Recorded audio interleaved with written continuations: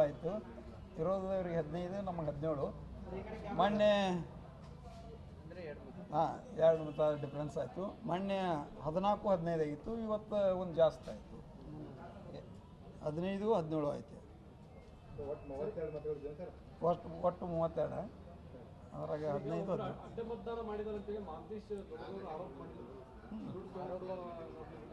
ಒಬ್ಬ ಯಾಕೆ ಮಾಡ್ಯಾನ್ರಿ? ಅವರು ನಮ್ಮ 10 ಇದ್ವು, ಅವರು 22 ಇದ್ವು. 7 ಮಂದಿ ಅಡ್ಡ ಮತದಾನ ಆಗ್ಯಾವ. ಹಾಂ, ಒಬ್ಬ ಮಾಡಿಲ್ಲ, 7 ಮಂದಿ ಮಾಡ್ಯಾರ. ಅವ್ರು ಟಾರ್ಗೆಟ್ ಮಾಡ್ಯಾರ ಹಂಗೆ ಒಬ್ಬನ್ನ. ಹಂಗಿದ್ರೆ ನಮ್ಮ ಕಡೆ ಇದ್ದಾವ ಕೊದಾಂಪುರದ ನಮ್ಮ ಕೂಡಿದ್ದಾವು ಡೆಲಿಗೇಟ್ ತೊಗೊಂಡು ಆ ಕಡೆ ಹೋಗ್ಯಾನು. ನಾವು ಹೇಳ್ಬೋದು ಇದು ಇಲೆಕ್ಷನ್ ಇದೆ, ಹಂಗೆ ನಾವು ಅವ್ರ ಮ್ಯಾಗ ಇದನ್ನ ಆರೋಪ ಮಾಡೋಕ್ಕೆ ಬರಲ್ಲ. ನಮ್ಮವನು ಕರ್ಕೊಂಡು ಹೋಗ್ಯಾರ ಅವರು. ಹೌದು, 7 ಜನ.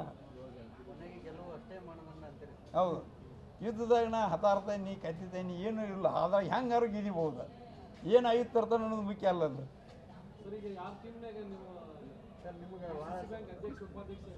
ನಾ ಯಾವ ಟೀಮೂ ಇಲ್ಲ. ಸತೀಶ್ ಜಾರಕಿಹೊಳಿ ಅವ್ರ ನೇತೃತ್ವದಾಗ ಮಾಡ್ಯಾವು, ಅವ್ರ ನೇತೃತ್ವದಾಗ ಇರ್ತವ್ರಿ. ಹೌದು, ನಮ್ಮ ಫಸ್ಟ್ ಟೈಮ್ ಕ್ಷೇತ್ರ ಒಡೆದು ಬಂದೈತಿ. ಬೈಲೊಂಗಲ್ಲ ಕಿತ್ತೂರು ಆಗಿದ್ದು. Kittur first time.